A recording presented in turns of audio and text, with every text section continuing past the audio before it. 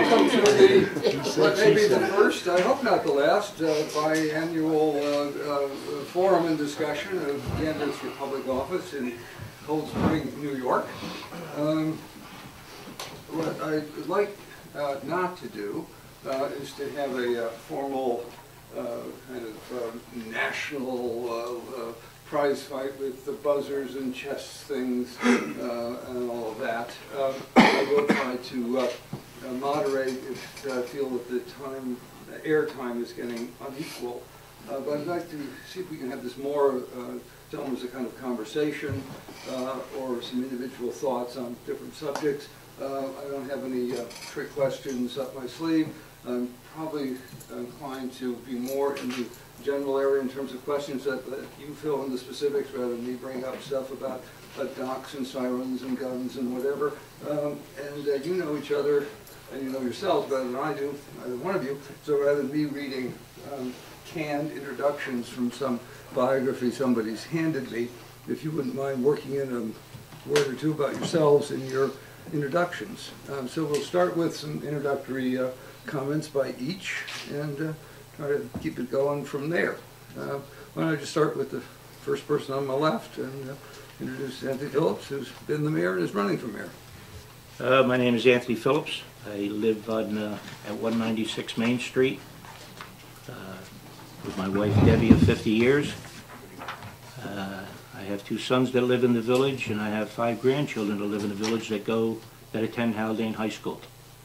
I've been involved with community service here for about 40 years and taken some of the offices of building inspector, chairman of the Recreation Commission, and presently on the one of the members of the comprehensive plan, although I had very little input because I've only been there a few months. And that's basically it. My family's been here for a little over 100 years, and I kind of like the place, and I'd like to be elected for mayor again. And I have a little introduction here. Good. I decided to seek election to the office of mayor for the same reason I had in 1993. I didn't like what was going on, and I knew I could do better. This time I've watched the residents be put on the back burner. Special interest groups, along with administration decisions to overlook residents' opinion, began to be common. Issues are being rushed through without proper communication to the residents. Village board agendas posted the night before the meeting does not allow time for anyone who is interested in attending to make plans. I feel there is a lack of leadership that is affecting not only the employees of our village, but also it affects the manner our village is presented to the public. I believe I can do better. Thank you. Okay. Seth. Okay. I was born in Cold Spring at the Porterfield Hospital, but grew up initially out in the town, up on 301, and then moved to Nelsonville, as a grade schooler. And I lived in Nelsonville and went to Haldane my whole life. So I've always been a part of the greater Cold Spring community, and went away to school to Boston Tufts University and stayed away for about a total of 10 years and came back here probably maybe 13, 14 years ago. And I moved back here with my wife, Erica Wood, and we've since have 2 kids who are in the schools here. Most of my family still live in Phillipstown. So I'm someone who basically stays basically I stay in town all the time. It's kind of where I enjoy being, and have a great love for the town and the village.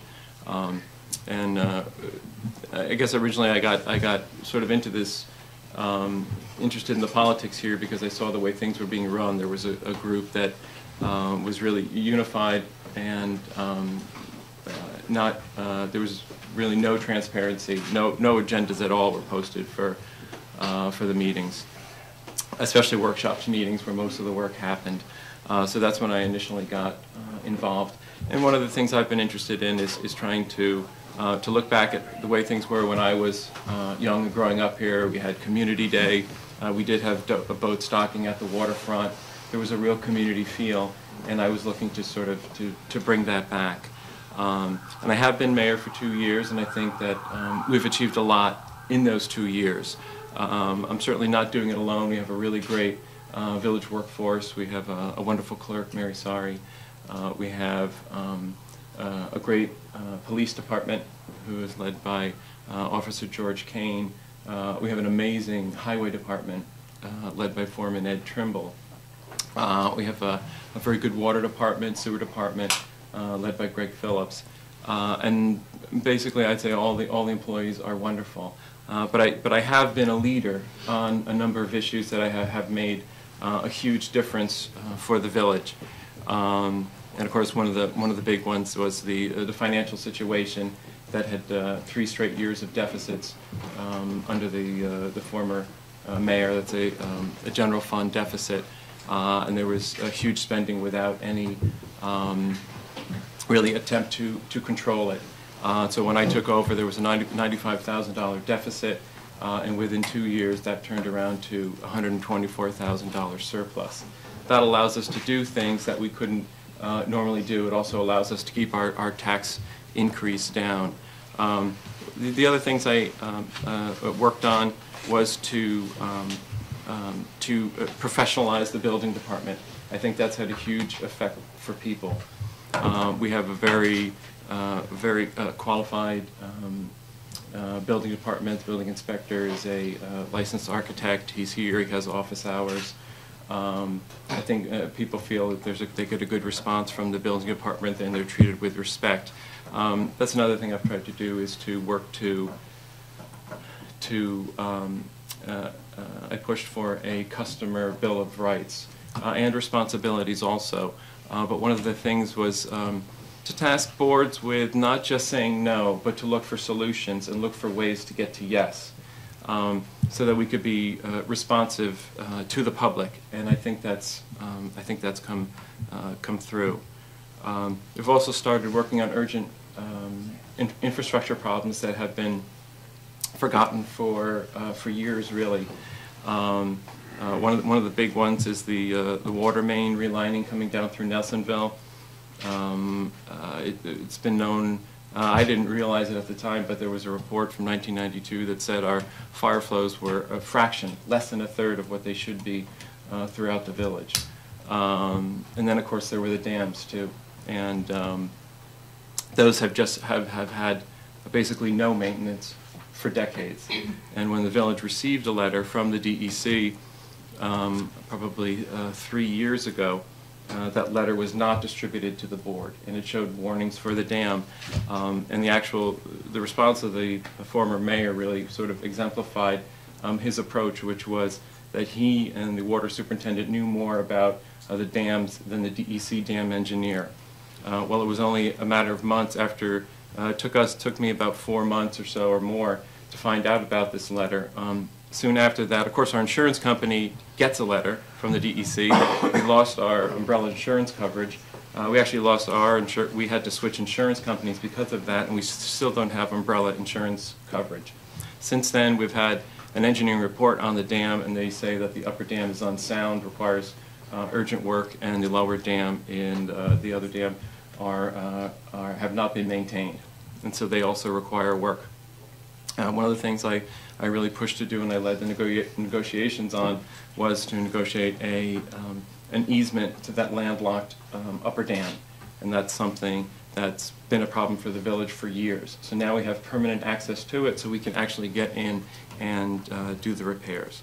Can we come back to some of your Sure. other points a bit later? Because you managed to skip about 2 or 3 questions already into where I was going to go, Okay. so we're already in the middle of it. So, Anthony, why don't you respond to anything that Seth has No, I said have a that couple you'd of like to, responses. and you've got some time Sure. coming. So, I kind of take exception to the fact that he took a deficit of $95,000 over, since the final funding was $473 on the end of May of the year that Mr. Gallagher took over.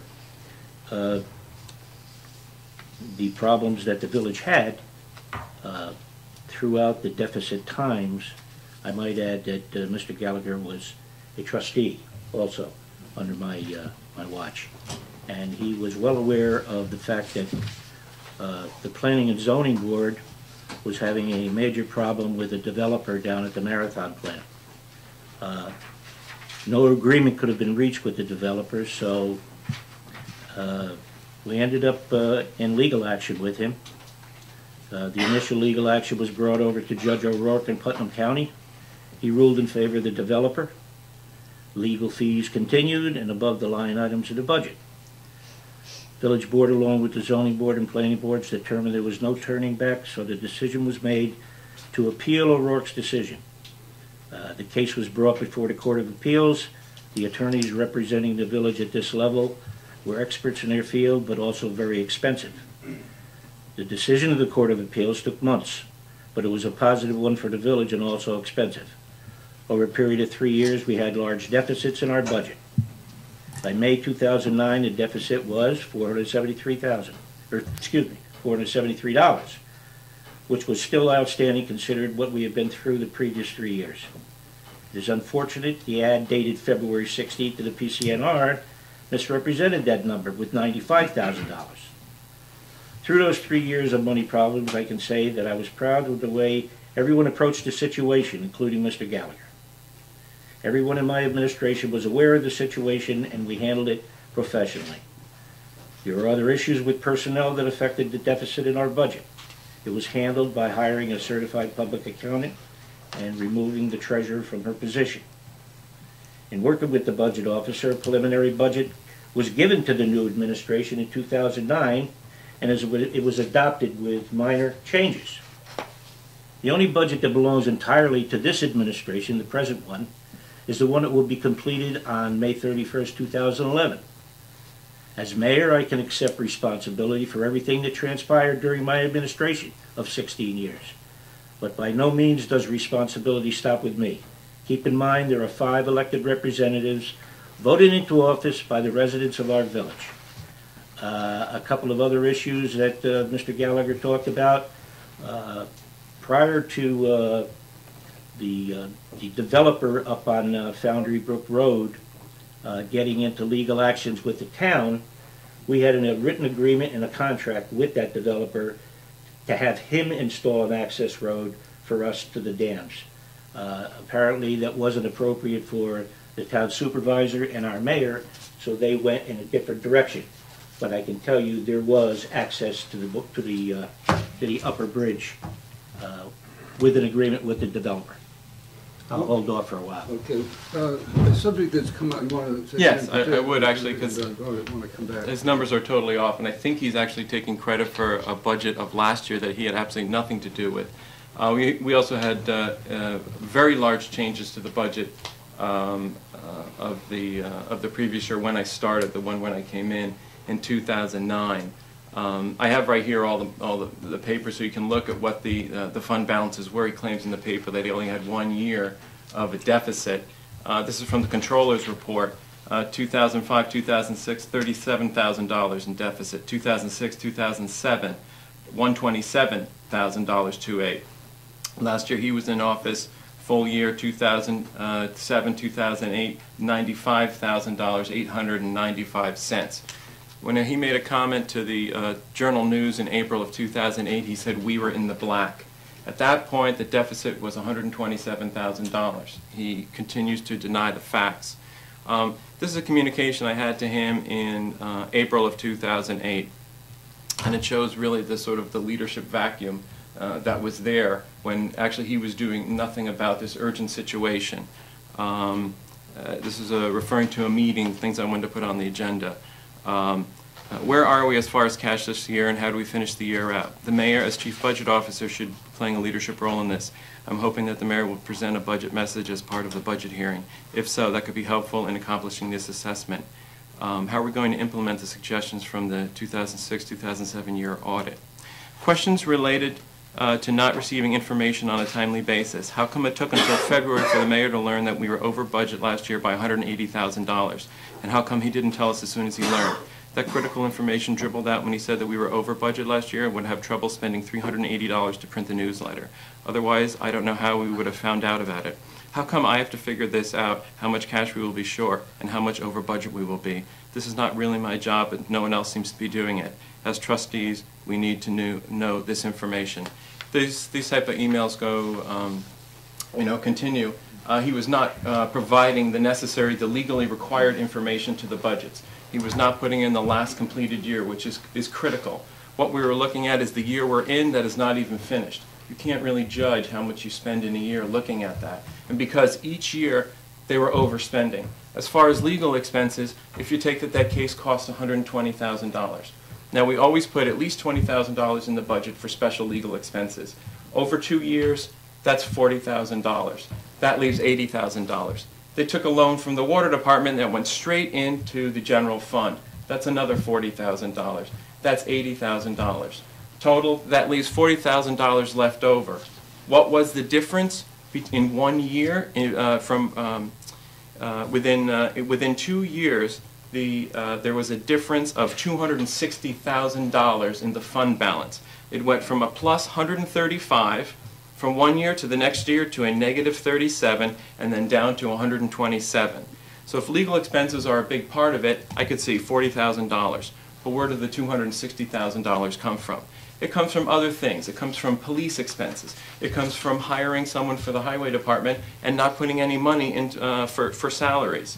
2005, 2006, $170,000 over budget for spending. Police, $30,000 over for salaries. Highway, $26,000 over for salaries. The auditor, $10,000 over for salary. Gasoline, this was huge.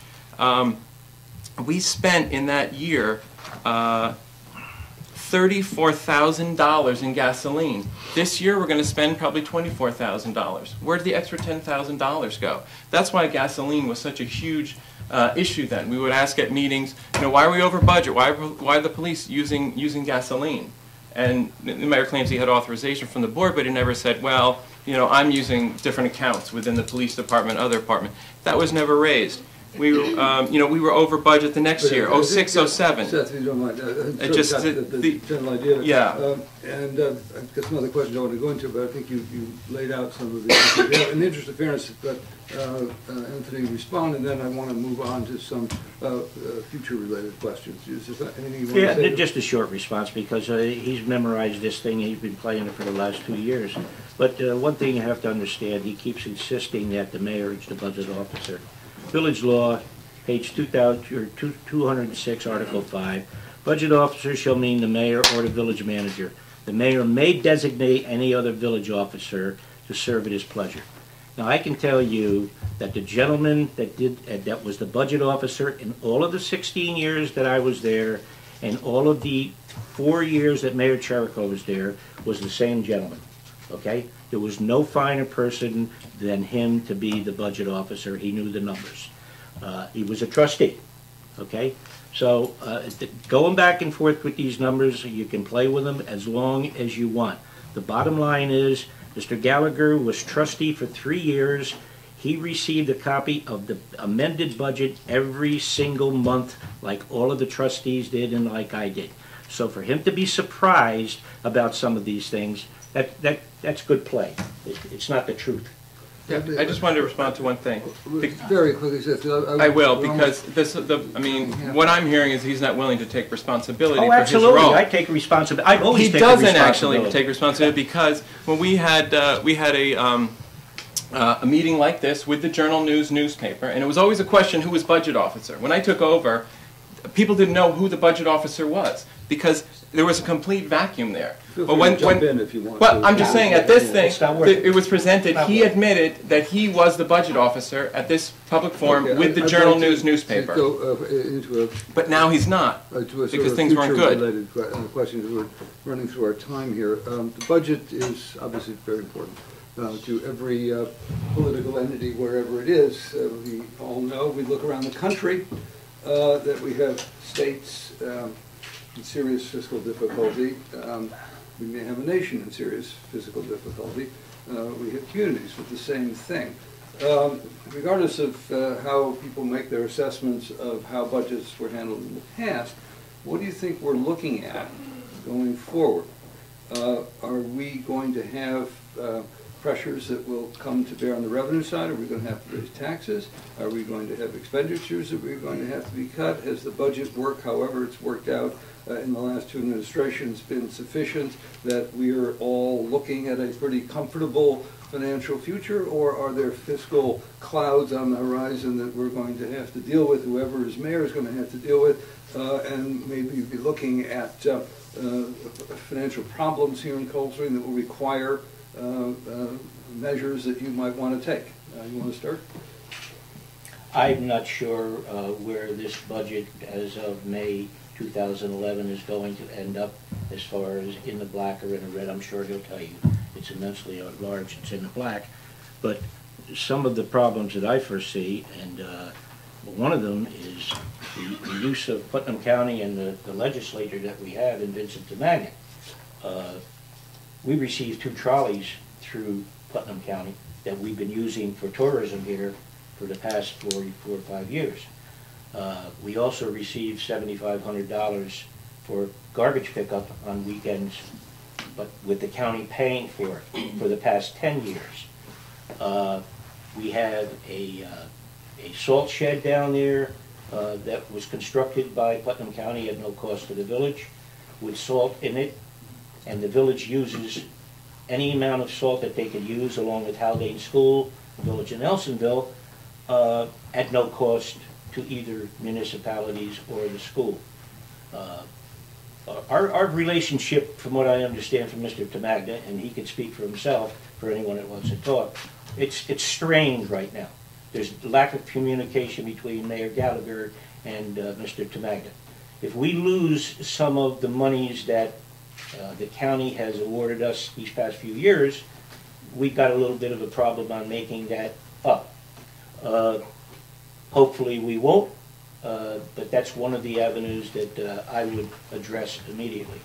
Before I get to you, looking at the way fiscal pressures are being pushed down from the top, that is, they start at the federal level, where we've just seen a dominant theme of an election be fiscal restraint, conservative budget. So when the feds do it, then what's the next thing that happens? It gets pushed down to the governors. I've been in these various levels. I've seen how it works. It's pretty mechanical. It's pretty inexorable. What do the governors do? And we just have a new governor, and he just told us they push it down to the county level. What does the county do? It pushes it down to the town level. What is that going to happen? It's going to push down to the village level. So sooner or later, and sooner rather than later in this case, these cuts, these pressures will work their way to us here in our little slice of heaven. Do you think that's going to result in significant cuts in services, in which case what will those be, or revenue increases to make them up?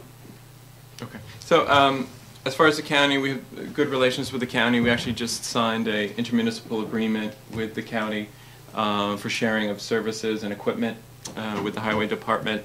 And also the county is going to be replacing the screen around the sewer treatment plant. Was important because there was a lot of salt being left by the county trucks. It was killing the hedges. So they're going to be doing that for us. So we do have a good relationship with the county. They realize that they've got a good location here in Cold Spring.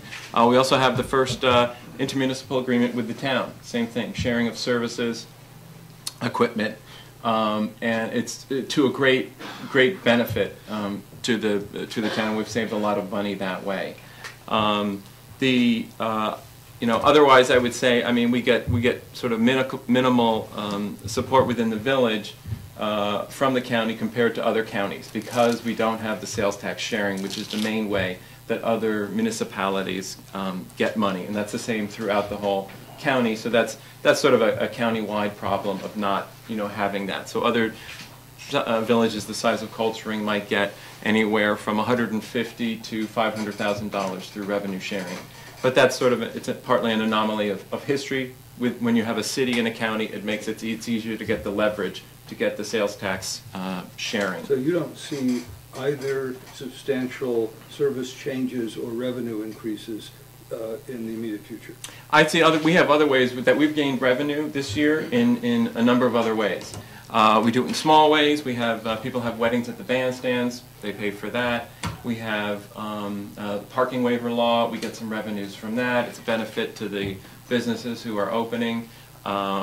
We are doing better bookkeeping in the building department, so those checks are being deposited. Measures will all add up? Well, they have definitely this year. Going forward, that's what, going forward. As people have Yeah. sometimes said, some commentator, I can't remember who, once said that an election is not so much a referendum on the past as it is a voter's bet on the future. There are very few times when any of us as voters can have a direct impact on the circumstances we will face in the future. I don't see this election is one. So what I would like to kind of move to is and I'm trying to push it this way, is your sense of what are we looking at here as a village going forward in terms of challenges, threats, problems, and what's your sense of how you're going to meet it? That's where I'm trying to go to. Okay. Why don't you take a shot at that? That's rather than a referendum on the past, which people will make their judgments on. We've heard a great deal about it tonight. What's your sense for the future? If you had to choose one or two things that you think you could change if you were mayor, or avoid if you were mayor, somehow what would be different in your sense? You've lived here a long time, you have a great feel for the place. Are we looking at more of the same, just a little harder? Are we looking at things that are more unusual, that are different than what you've seen before? What are we looking at here as a group of villagers? I can tell you that, and we're talking about the future, but I have to tell you that it started about 3 years ago when I met with Mayor DeNorfio from Highland Falls. We also met with a gentleman that does boating on the Hudson. We also met with the DEC and the Department of Parks and Recreation for the dockside property, and also with Vincent Tamagna, because I can tell you that although we'd love to have the dockside property, when I asked for stewardship for it, the village of Cold Spring cannot handle it on its own. It's an expensive entity, just taking care of it and doing things with it. Our intent at the time, with Bill Mazuka being the supervisor of the town, was the three of us would get together and try to promote tourism by the river. Now, Highland Falls and West Point are ideal situations for the village of Cold Spring. People love to go over to West Point by train. They would come up, no traffic, get on a floating dock with a boat that's tied to a floating dock at dockside, get brought over to Highland Falls, West Point, spend the day, come back, have dinner here, the whole thing. And it wouldn't be of no strain on our taxes whatsoever. That's one of the most important things that we were promoting a few years ago. I would do the same now. I would get the village residents much more informed on what we're trying to do at the river, rather than try to shove something through and put a boat down there for 8 months a year and having everybody riled up about what are we doing down at the waterfront. We don't want it that way. And I can tell you the majority of the people are definitely against having a boat docked down there for 8 months, when in fact we just got permission to put lights down there and have the ambience of sitting and relaxing, and now we're going to put a boat there for 8 months. Makes no sense to me, and it makes no sense to a lot of the residents. So that's one of the reasons that's one of the things I would do. In relating to our commercial docking law, it's not relate specifically to this project. This was a project that came forward, seemed to make sense. We want to entertain it, but that would have to be decided at a future date if you're going to have someone down there for any length of time. What the new law would allow is a boat from West Point to come over right now and to drop people off. The dockside thing is costs lots of money. Don't even know if it's feasible. That concept wasn't even discussed with the village board at the time. It really wasn't. It was, I think, a brainchild of a few people. So we never really got into that. But certainly there are feasibility problems. This is something that could be acted on right away. I would say going forward that don't foresee any cuts in services. I think improved services, which is something that we've done. Another way we've saved money is through the recycling. Probably saved about $18,000 a year that way. Improved the recycling for people, and because we're a village, most villages raise most of their money through property taxes. So We don't get a lot of aid from the county. We get some aid from the state, but they haven't cut that. There's a potential that if they did cut that, we would have to make that up, but we would find ways of doing that. But the goal right now is to reduce the reliance on property taxes through other revenues, and we've found a number of different ways to do that already. Can I just say one thing? Apparently, sometimes Mr. Gallagher has a mental lapse when he goes to workshops. I've got a former trustee, Gordon Robertson, who presented this whole thing. He had plans from NIAC, costs, meters put on moorings, and we had a couple of workshops about this situation at the dockside. So to say that he knows nothing about it, it boggles my mind sometimes, because we did have a lot of discussion about it. Mayor DeNorfio came over to one of our meetings. He came over with his clerk, and we discussed it at length along with Vinnie Tamagda, who was, please, you really have to talk with Mr. Tamagda about, what we've been trying to do down there. I would love to see the minutes from those meetings. Mr. DeNorfio did come over to talk about these duck boats coming over. He doesn't have a place he was looking for a piece of property where he could put boats in the water, and he would like to have these sort of duck boats that would come out of the water. That was what I was hearing at that meeting. Let me ask you, I figured out by now I've got kind of personal preference for larger questions, just to see what they evoke or bring out. Maybe it's just I haven't lived here long enough to get really involved in the specifics of who goes where, but one of the feelings I've had, I'm a relative newcomer. Now I'm a business owner on Main Street here, which adds another dimension to how I perceive the environment. If I were to tell you honestly what I thought, having been around a lot of governments and public places and stuff, about where we are, I would say I'm really not sure. It almost feels like we're poised with a funny equilibrium and could kind of tip in either direction. I'm looking for your reactions to this. On the one hand, I could imagine things playing themselves out in a way in which our future continues to improve economically, developmentally. Main Street is more vibrant and more of a magnet. On the other hand, I could also envision the opposite, where we kind of slip and the place becomes a little more kind of with a boarded up feeling. Some of the divisions between people who've been here a long time, people like me who are emigres, get deeper, and we become a less attractive place to be. I think the mayor of a place, I was a deputy mayor of a place once, is a big gap between a deputy mayor and a mayor. One of the things to look for in mayors, what's his sense of where we are, where we're poised, where can we go, where should we be afraid of going, where would you like to lead us to, what would you like to protect us from? Who wants it? I'll take it. I mean, obviously, tourism is a very important part of our business community.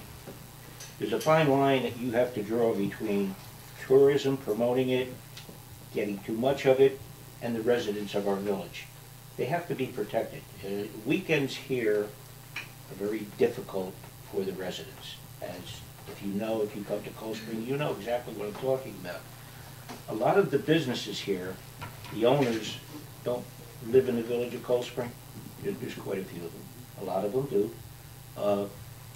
Weekends, in the business sense, are good for the eateries. But some of the businesses that just sell whatever, they're struggling. And they're struggling badly, obviously because of the economy. It's very difficult for the village to, good thing that Seth did, parking. Maneuver parking so that it isn't such a burden on the businesses. That was a good idea. We promoted at one time possibly parking meters to move the traffic along, get revenue from the people that are living here so that we could fill a little bit of our coffers or whatever. But it's very difficult to say Uh, we love the businesses, we love to have them prosper, but some of them, to be perfectly honest with you, are selling wares that people aren't buying now. So, I mean, there has to be serious discussion. The Chamber of Commerce has just redone, and they've got new officers now, and they've got a lot of enthusiasm. And I'm hoping that they will come up with some ideas along with the residents, and maybe we can get a better community than we've had in the past. But to be honest with you, I kind of like this place. I'm not saying that it's going downhill. I'm happy with what we've got here, but there is room for future improvements. Thank you. I would agree largely with Anthony. I think it is a good point that there's a balance there. There's supporting the business community, but there's also the interests of residents. And I've been to places that are become so commercialized. Thinking New Hope, Pennsylvania, a place like that, where you can't even get in there on the weekends. And it really is a commercial center, and you don't feel that it has the kind of continuity that Cold Spring has. So I think it's important to maintain that. So I think we do have to just take things slowly and try and make it so that businesses can succeed. Cutting red tape, that was something I tried to do. That was part of that the Bill of Rights for customers that would help them go through the boards. I've tried to make the boards more responsive to applicants and make that easier, so it's easier to start a business. It's a little bit less frustrating for them. And I think when we have some of these events that we have, that can help. It's nice when the events are really appeal to locals and outsiders, so that everybody gets something out of them. That can be a shot in the arm for businesses as well. Do you think there are things you could do to bring people more together here in terms of the aristocracy of how long we've all been here, or the reverse, the feeling that, gee, we come here and we know what works in the outside world and we're going to shape you guys up? There seems to be this feeling that is out there. Do you have ideas of how we could have a greater sense of being in Cold Spring rather than we know how it is because that's why we're here and it's here that way and it's better, or we know how it is somewhere else and our job is to come here and make you change it all? My father was born in Italy, and everybody here used to kid around with him and call him a carpetbagger. He only lived here for 85 years. Okay, that's not a joke, but I got to tell you. I know. He was born in Italy. That Italian guy died. Yeah. Most of my neighbors that live in my area, and I've lived on Main Street for 46 years now, they're all young. They've got children. I love every one of them. I plow for them on the sidewalks. I meet their kids. We have cookies, the whole 9 yards. So I'm not one of the ones that, because I was born here, say that we don't want or we have a problem with new people coming in, because my wife enjoys it. We know when their birthdays are, the whole thing. So I can't say that. There is a problem that might have to be discussed, but I don't know that it's a major problem, because the young people that come in here, and I'm a grandfather that picks up their grandchildren every day in the afternoon to school, and I know most of them, and I don't have a problem with people coming into our community as long as they don't have a problem with us. I have a major problem with somebody coming in and wanting to put a 10-foot high fence up or an 8-foot high fence up because they don't want to look at their neighbor. That's a problem with me. But the rest of it, I'm fine with it. I'm fine with it. I guess I think it's one of those things that it works itself out. Some issues maybe seem to break down that way, but I think that's really sort of oversimplifying it. And I think when we have events, when we have Halloween, the Halloween parade, any number of things, a community day, people really do come together, and people do meet their neighbors, whether they're their neighbors if they've been here their whole lives. I think people who are here new, look to them to get a little bit of sense of the history, and I think the people who've been here for a while, meet their neighbors to find out what kind of people they are, and find out that they're nice people and they have stuff to contribute too. So I don't really see that as a problem.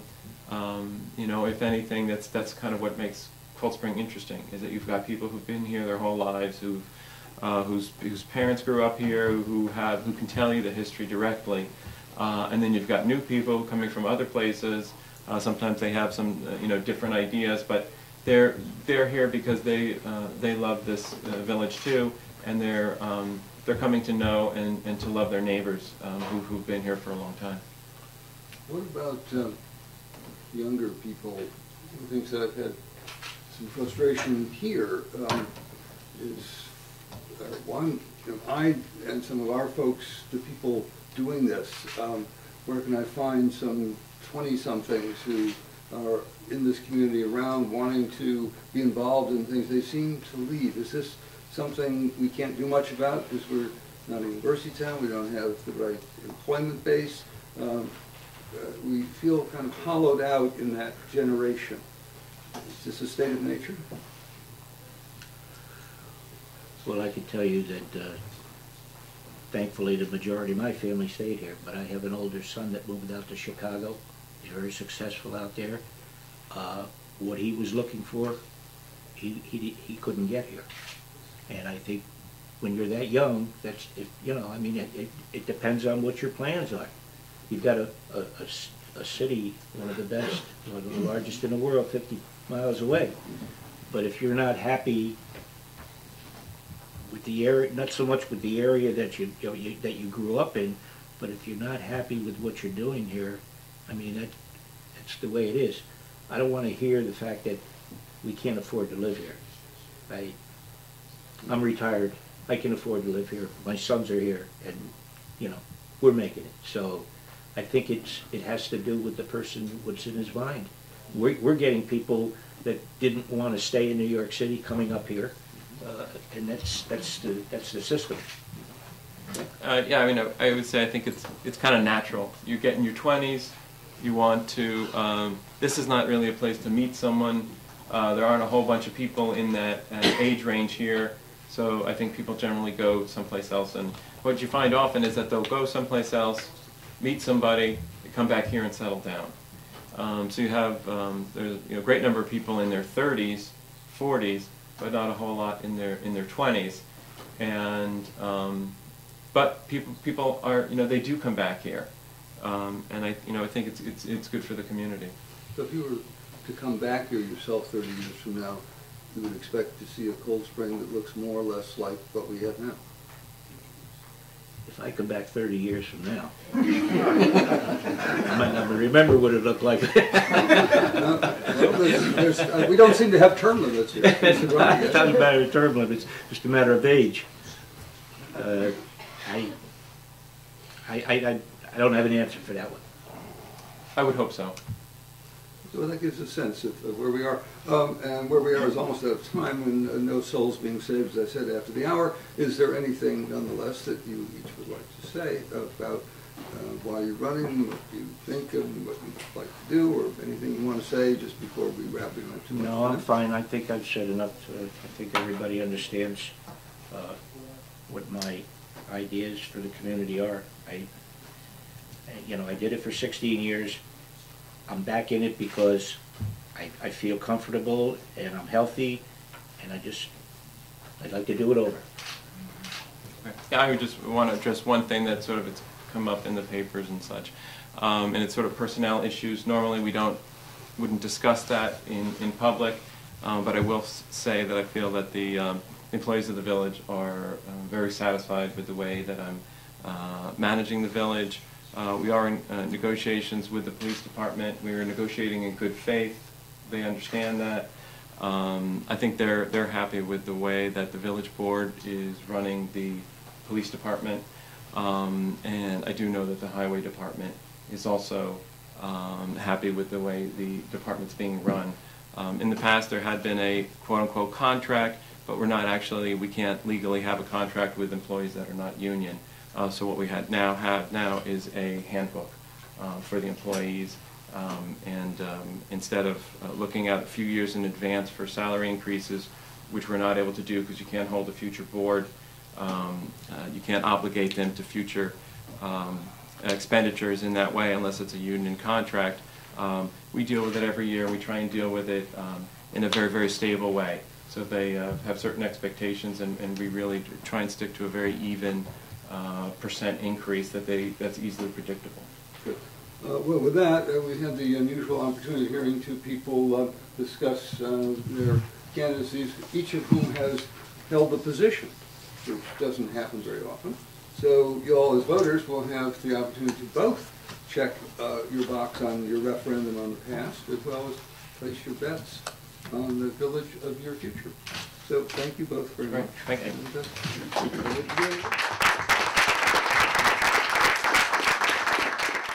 Okay, the higher authority in all such events has told us we can proceed. That is the medium, which has taken over everything. So we will serve it. Why don't we do just what we did before, if you don't mind? You saw the previous go-around, so it seemed okay for me, if you don't mind. We'll just start with a brief introduction, but if you would do your own bio rather than me reading something dopey that sounds like I got it from somewhere.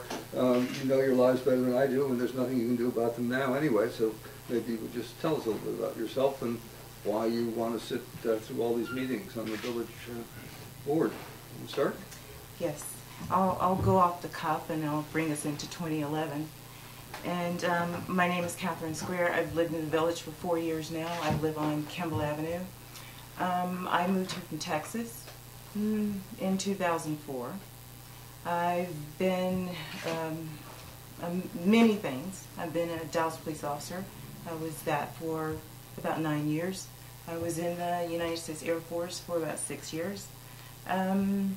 I have three sisters, and my adopted brother here, I call him, he's from Denmark. And I have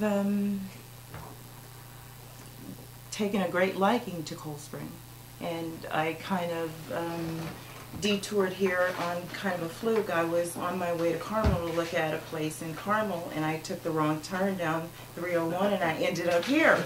And I kept driving and kept driving, and it got more and more beautiful to me. And I went down by the waterfront, went back out, and decided I'd go look at the place I was supposed to look at, but it did not compare to here. I drove back to my house when I was living in Yonkers, and I couldn't get this village out of my mind. So I am here today, sitting here running for village trustee. Why? Good question. But I have been involved a lot in a lot of meetings. I've gone to, I say well over 300. Sometimes I go to 3 a day. I'm a member of the Comprehensive Plan Special Board. I'm also a member, I'm the secretary of the Cold Spring Chamber of Commerce. I'm involved with the Putnam County Bar Association. I was the assistant to the president. I now work at Beacon High School in the assistant principal's office, dealing with a lot of teenagers. Not bad kids, but they get into trouble sometimes. But that's basically why I'm here. I wrote this little speech here, but I don't know if you want to hear it. It's kind of boring, but let me just read it to you anyway. I'll start in. Hi, my name is Catherine J. Square, and I'm running for village trustee. I was born in a small town in Texas that reminds me a lot of the vibrancy and close-knit fabric of Cold Spring, with its gingerbread houses, tree-lined streets, close-knit homes, and charming stores. Cold Spring is a place I love and call home. I moved here in the summer of 2007. Now, let me tell you a little bit about myself, which I probably already have. I have always had a desire to serve my country, and in 1988 I joined the United States Air Force. I spent 6+ years on active and reserve duty during the first Gulf War. My military service was a wonderful experience and for me a great personal achievement. I completed serving honorably on June 24th, 1995. Now, people have asked me on numerous occasions why I'm running for village trustee. I have 3 words. I get it. I believe in democracy. I mean, this may sound cliche, but American democracy is battered these days by declining participation and widespread skepticism about all aspects of government. Our entire governmental system derives its legitimacy from the citizens and not from a politician's own self-interest. The government's goal is about inclusiveness and working together for a better result. This sort of approach will maximize the number of people who are engaged in the process and the number of people who go to the polls and participate in every aspect of democracy. I get that residents in Cold Spring are struggling to make ends meet. I get that people are angry with institutional excesses that affect all aspects of our lives. I get that parents are worried about their children's education. I get that we need a better functioning village government.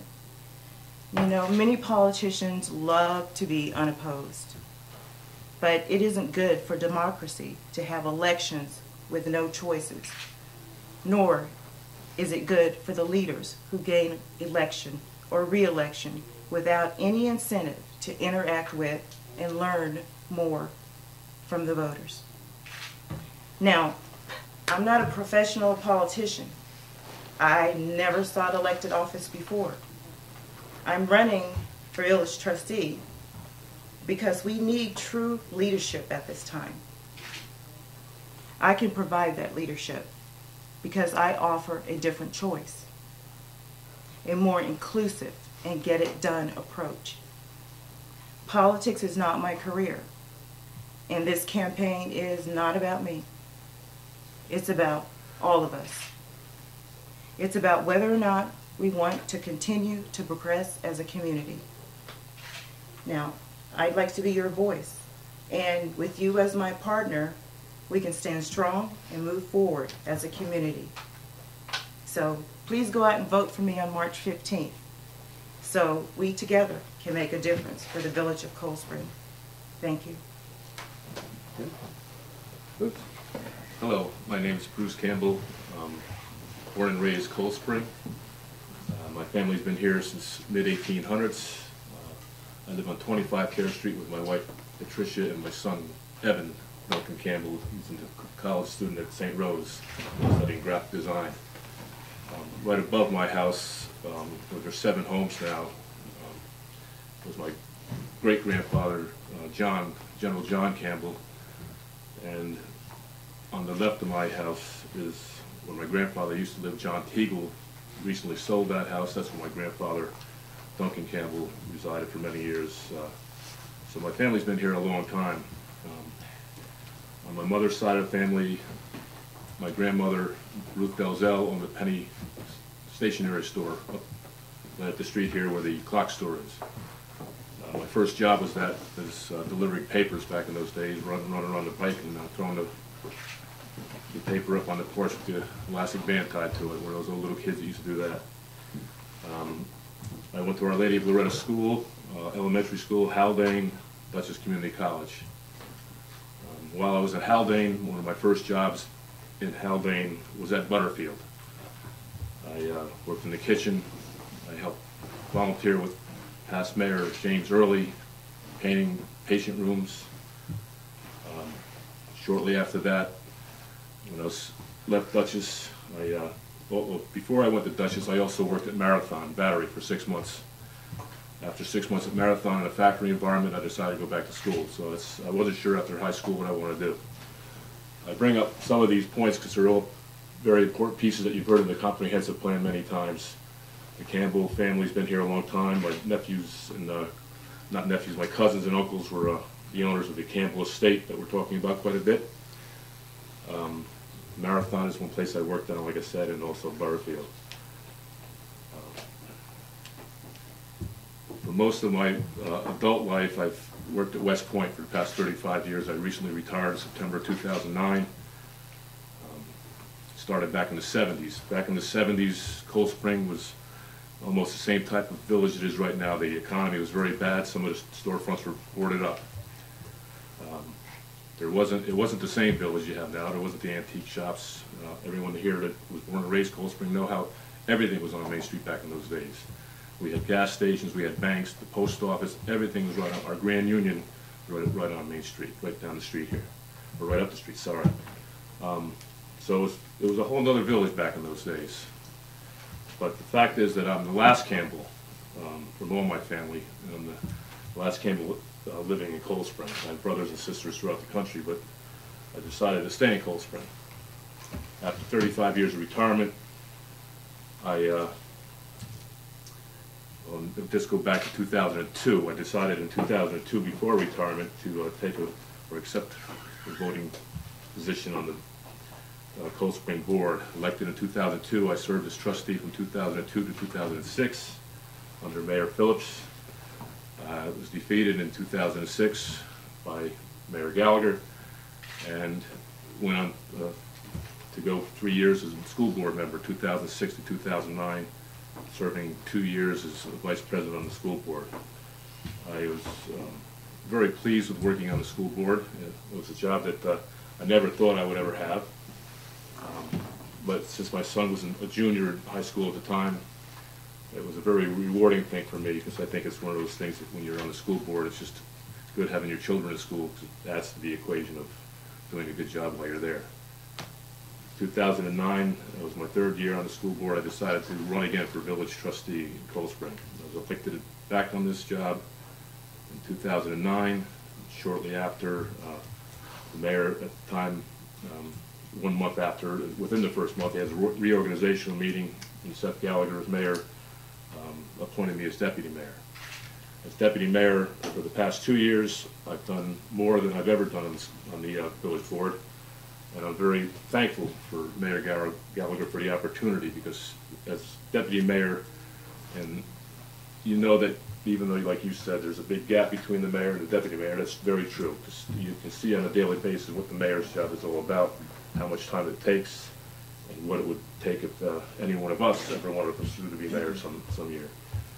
All I can say is that I've, since on that, as deputy mayor, I've also been a member of the Audit and Finance Committee, the co-chair for Highway Department, co-chair for the Public Works, co-chair for the Waterfront Development, chair of the Route 9D Safety Corridor, chair of the Village Personnel Department, liaison to the Recreation Commission, liaison to the Haldane School Board, liaison to the Special Board, and I've been very active with Mayor Gallagher in the PBA contractual negotiations. I can continue going on certain parts of what I've done as far as other positions that I've held. Way back in the 70s, the JCs were an organization. It's a junior Lions Club, basically. That's when Community Day was first started back in the 60s and 70s. I was president of the JCs for 6 years, ran the Community Day event for six years as president. I recently chaired that for the past 2 years as Community Day chairman. I've also chaired other things as far as our senior picnic. Most recently coordinated the work at the bandstand with the Putnam County Sheriff's Community Work Program.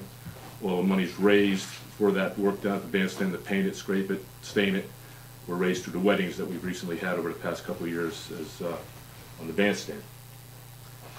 I'm coordinating now with the rest of the board on the project that we're going to have over the next few years on sidewalks, streets, streetscapes, and drainage from the tracks all the way up to Cedar Street. So I'm looking forward to serving for the next 2 years again as your trustee, and I enjoy the work. You can tell I've got a lot of time invested into this job, and I really like working under this administration. I believe that this administration has been a little more transparent and open And as deputy mayor, I think it's been my privilege to have the opportunity to serve in a little more capacity than the other trustees, only because I'm semi-retired and only because I had a little more time to designate to the job. Not taking anything away from anyone else that's worked on this board or is working on this board.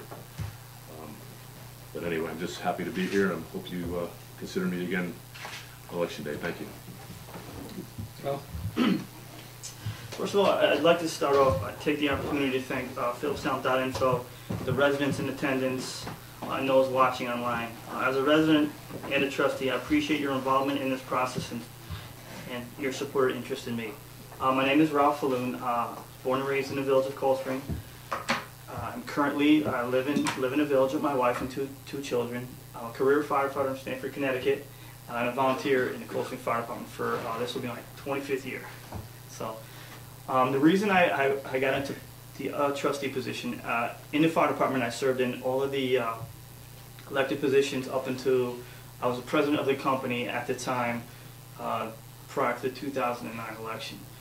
Both Mayor Phillips and Mayor Gallagher, at the time was a trustee, approached me and asked if I would be interested in moving to the next step. And after serving time in the fire department, I learned to understand the procedural process of government. I thought it would be a good move for me, so I thanked them both, and I got my name on the ballot. And thanks to hopefully most of you, I did get elected. I'm proud to serve the village residents in Cold Spring. As a trustee, I believe I have demonstrated the ability to work effectively, collaboratively, and respectfully with my colleagues. I find it's very important in the work that we do. There's a lot of ongoing projects that we're very involved in: the comp plan, the Main Street project, the fiscal issues that are in the past and in the future. So it's an honor for me to serve all of you. I'd like to keep it short because I know there's three of us and we have a lot more to cover. So in closing, I would definitely like to thank again everyone for who is here, and I'm grateful for the support that I have received in the last 2 years and the anticipated support in the upcoming election. I feel it is an honor and a privilege to serve the village residents of Cold Spring. So thank you. good. I just want to tell you one more thing about myself. And the reason I'm going to say this is because I think it made me a better and stronger person, and to not take life so seriously, but to listen to everybody else and understand people, is that in January 2000 I was diagnosed with breast cancer, and through that diagnosis I told myself, you know, I'm not ready to go, I'm not ready to die. So I went and got the treatment, got the reconstructive surgery, and I'm now 11 years without breast cancer. And I just like to always tell people that and to let them know that it could affect anybody. And life is a serious thing, but I try to bring some humor to everything that I deal with. And I take all my issues seriously. I take my work seriously. So I just wanted everybody to know that. Okay, since we are three, it'll be difficult to get through a lot of material, but one thing I'm interested in is the village government. It's a government I'm not familiar with. I've been in a lot of them, and they all have their problems, but this one is interesting and intriguing. So what I'd like to ask each of you is, how do you feel it works in terms of actually serving the village? I read, I hear, there are issues about process, procedure, about how things function, and so I'm asking myself, is this government working? What could be done to make it work better? Why don't we start in reverse order? I actually think it works well, which is why you do hear so much about it. It's a close-knit community, it's a close-knit board, and like everything else, I feel we interact more like family. You know, there's the bickering, there's the fighting, but at the end of the day, you know, I do feel that, you know, we're very, the process, it works well for us, and it is good that people do hear about what goes on because it's important. And there's always a decent amount of people that are at the meetings. Now we're on TV, and you know, I think the bonus of a small community is you do hear everything. So to not hear a ton more of negativity is good. The little bit of bickering you hear, I feel it's just a process that we go through to get things done. We don't always all agree. We do argue, we do fight. Excuse me, we don't fight. We do not always get along. And we interact well with the community. So I believe that it works well for us. And I don't believe there's a lot of change that could happen. I think it's working the way it's supposed to, personally. Bruce? I think it's also working in a good capacity. I just know that the transparency that we talked about is definitely something that's is definitely there. That our meeting agendas are out in advance. Maybe they haven't been always out there in advance, but we've improved on that over the past year, definitely.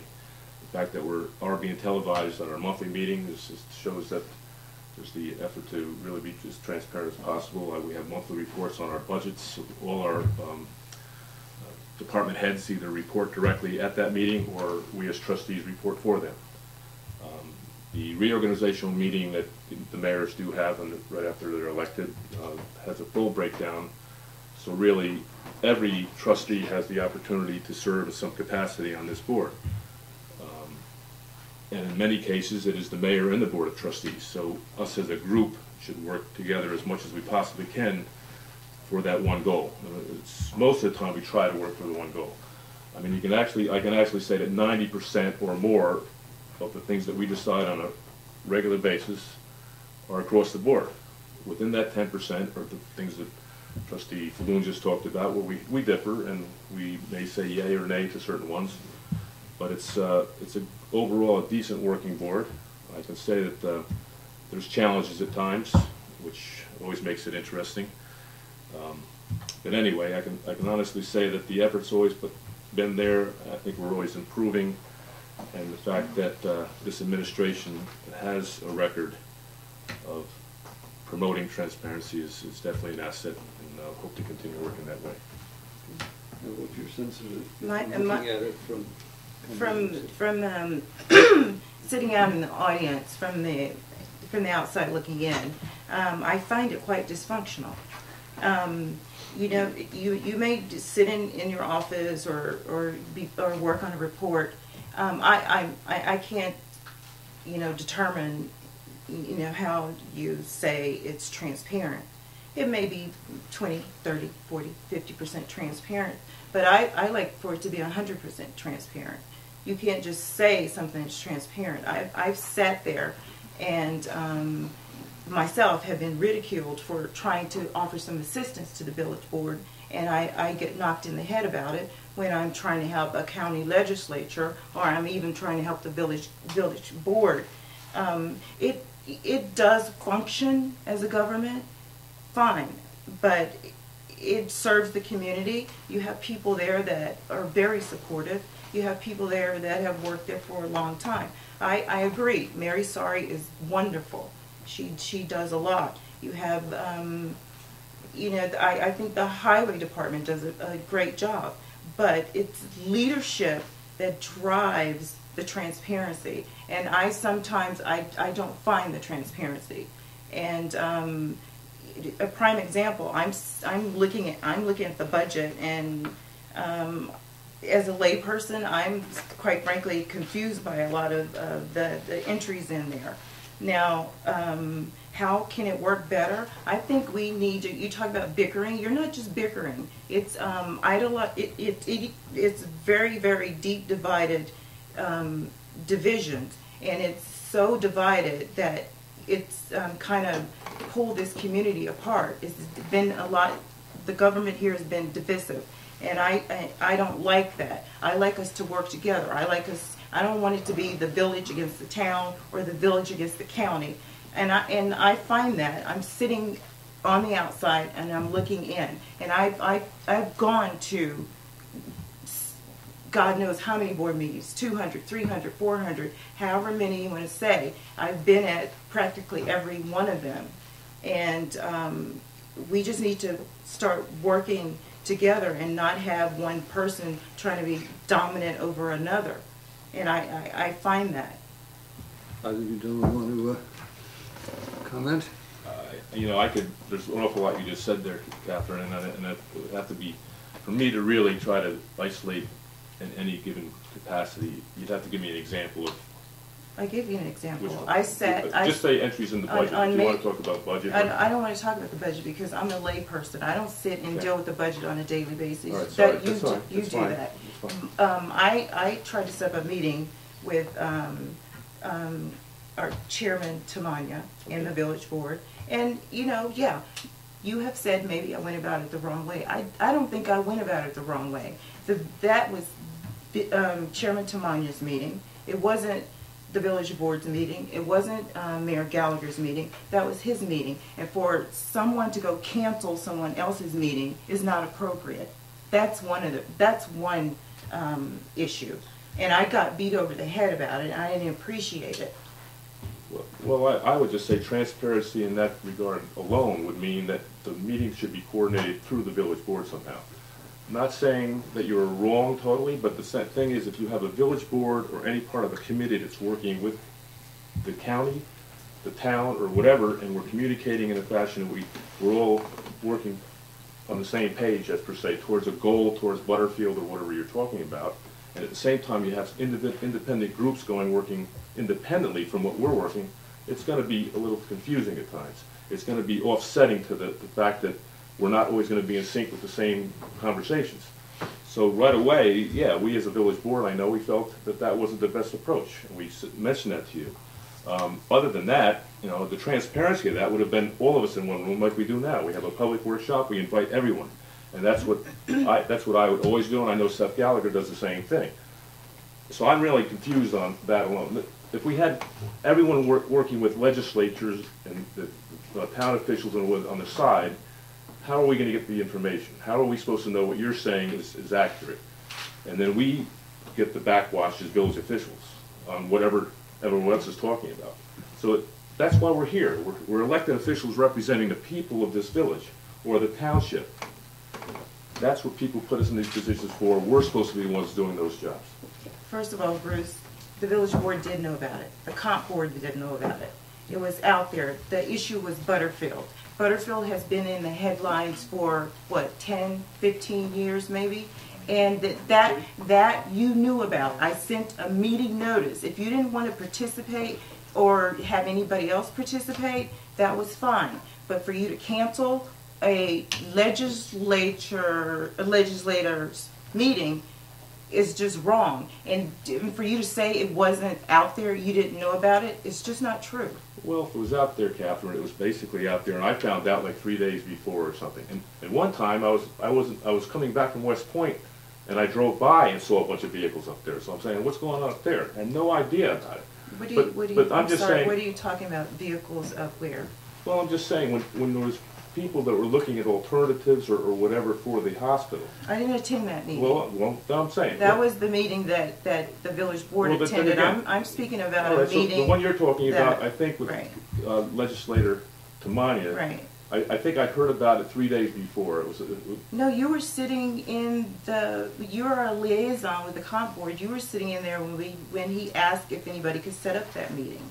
But let's just not go back and forth. I know, I don't recall that at all. So I mean, that's what I'm saying. If I knew about a meeting, and I probably would have definitely said something to our board about it. But the bottom line is, you just don't cancel other people's meeting. If you have an issue, you go to that person and you speak to them about it. You don't ridicule them in public. Did you say I did that? No, I'm not talking about you in general. Well, it sounds like you're telling me that I ridicule somebody in public. I'm I just do that at all. talking about in general. I don't find this dysfunctional. I think everything has a process.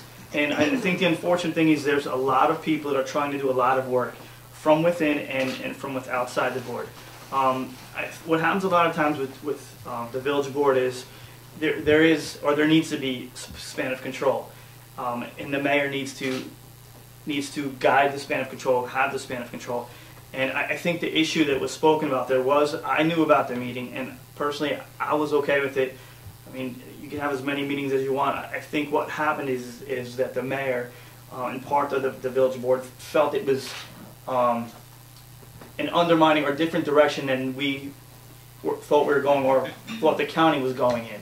And it was, I believe it was more of a misunderstanding, and it was unfortunate. You know, Catherine did get beat up for that. But that's what had happened. And anytime you have a functioning group, when someone doesn't agree with it, for whatever the reason is, it seems to them to be dysfunctional or not necessarily the way they would want it to run. You know, and that's fine for people to view it that way. But as a board, when you're working to get things done, you have a direction, you have a mode, you have a method, and that's the way you go. And when the mayor's leading it, you know, that's the way you're going. And then when there's outside influence, you know, sometimes it doesn't play out the way it could have or should have. But you know, that's how I feel that whole issue went on. And I don't have a problem with that meeting per se, because it was village residents trying to get information to better a project. But some of the board members thought that we were steering this and there shouldn't be outside influence. So unfortunately, it kind of escalated into what it did. But you know, we got past it, and the project is still hopefully moving forward, and we still have that project to look forward to. Hopefully, you know, in the future, the way it's addressed will be different. Hopefully, you know, all the information will be on the table before anything comes in. But I still think we're trying to do the right thing, but it's unfortunate sometimes you do not like the way we do things. It's just, you know, you found it to be intriguing, she found it to be dysfunctional. I mean, everybody has an opinion, which is the beauty of the village. Come and hang out with us and you'll find out. Or if you don't like it, tell us. Pick your adjective. Absolutely, absolutely. I'd like to break my own rule for a second, for a minute, and come to a specific topic. I gather there's a negotiation underway with the police. One of the more, pick an adjective, pick lots of adjectives. One of the more central aspects of municipal authority, or for that matter, state authority, and others that I've been involved in, has come when it's time for the civilians to deal with the uniformed services. In this case, we have only one, since we have a volunteer fire department, which is another subject. Let me ask you what you think about our civilian uniform balance, how well this is working, and what your view of negotiations would be going forward, and how you think things should work out. Who wants to start? I don't mind starting. I've been sitting on that PBA negotiating process for the past year or more. It's something that was not really a final process from years past. But it's like any contract. You go through the entire contract and you have your attorney and their attorney. And basically you go line by line over the entire contract. You find out what areas that have been lacking, or what areas need improvements, and we did that over the first part of the process. I think we're very close to a final negotiating agreement, and it's really strictly on a salary type schedule for the police force to make it a fair and equitable salary as people come in as a new police officer and those that we have on board for many years. So I know that we're very close right now. I think it's a good process because they're all part-time employees. Again, going back when I was a kid, we had 3 full or 4 full-time police officers. But that whole thing, that whole structure has changed. Do you think that's a good thing? Do you think we're better off with a part-time, with more part-timers, or should we have a full-time professional police force? What's your view? Well, I don't know. I mean, when I was younger, I never really paid too much attention to the fact of why there was full-time police officers opposed to our part-time police officers. I just know we knew all the police officers growing up, and anyway, I take it that for the administration to change it to part-time, it was beneficial for a number of reasons, you know. So, meaning you probably have more people to be able to fill in the spaces when you need officers on a short-term notice. And if you went through the contract, there's a lot of clauses within that contract that show that come in for special. You're the deputy mayor. Would you go back if you were the mayor? I don't know. I haven't really even given that any thought as far as that, but I'm sure it's something that the board could look at. And we usually compare yourself to other municipalities like Fishkill that have a same type of situation, part-time police force, and how they work. And you can get those answers based on other examples, other municipalities that have full-time versus part-time police forces. Well, if you're a firefighter and you're, in a hot seat that we won't get into tonight because You that's can, more of it's a... all right. Well, actually allude to it a bit if you want. It's more a town issue, I Right. guess, but it'll come down to the village level in each case. So what do you think? The police? Police, fire, Well, the problem with the police, I think it's... people we pay to protect us. There's always an interesting relationship. that Yeah, emerges. there's a balancing act with the police.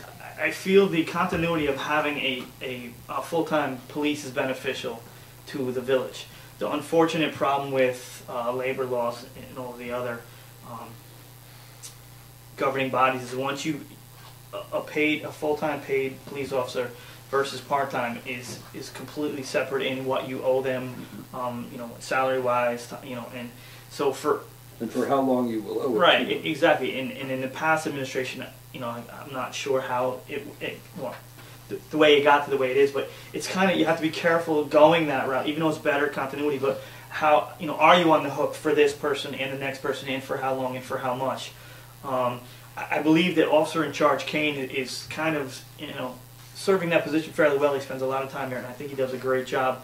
One of the negative things about part-time police officers is there's not a connection. There's not a true connection between us and them. They come in, they do their shift, and they go home. And a lot of guys that were strictly the midnight shift, you wouldn't know them if you saw them on the street.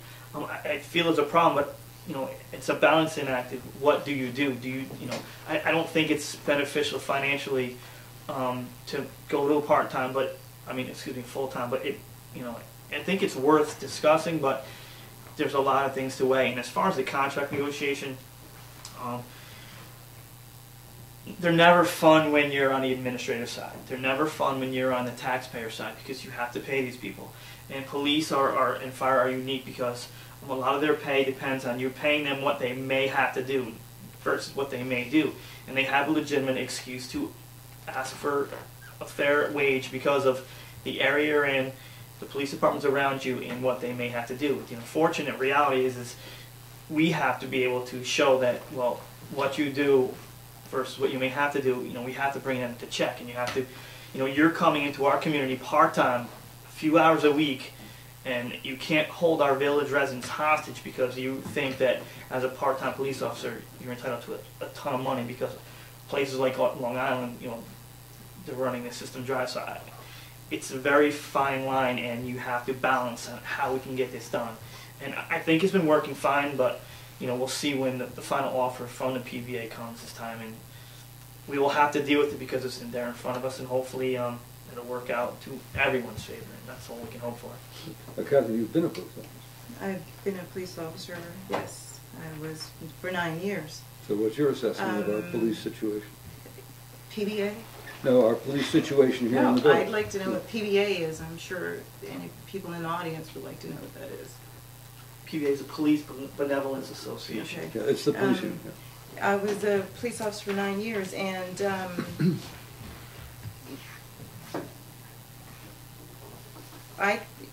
everything should be investigated. I mean, if it's part-time or full-time. When I first moved here, the police officers, they're still part-time. I saw at least 1 or 2, 3 times a week, and you get that sort of connection. What would concern me is not having a contract or some sort of agreement or something to let me know that I'm welcome in this village, because they do a fantastic job. And I believe we have 15 officers right now on the force, and I know the ones that were here working 3 days a week. The others are kind of I mean, there's no community connection because I don't see them often. But I think we should. I mean, the contract we've known that contract would have expired eventually, and we should have kind of worked toward that a little faster than we have been. And if it's part-time versus full-time, that we should look into that. I would feel comfortable, and I do feel comfortable now, but I would feel even more comfortable if I saw the same police officer all the time, and I would feel even more comfortable if they were doing other things in the community, maybe on foot patrol or on a bicycle or whatever, so they can get out and meet the public. But as far as the contract, you said you're working toward it, but I think it should move a little bit faster than it is, because we knew that contract was going to expire. And that's just my opinion on it. Okay, well, we're hitting the hour again, but I want to give each of you a chance to say something in closing. Should we go in reverse order? Again, thanks everybody for coming out. Thanks to those of you that are watching. Thank you for the support in my 2 years. I do feel that there's a lot, that is going on, a lot of things to look forward to, and I really want to be part of it. I'm dedicated. I started in the volunteer firehouse in 1986, and Tuesday nights were meeting and drill nights, so I've been giving you guys Tuesday nights since '86, and I plan to give you a bunch more. It's a pleasure to serve. I'll continue to serve if at your leisure, and hopefully you will elect me, and I'll gladly serve you for as long as you will allow me. Thank you.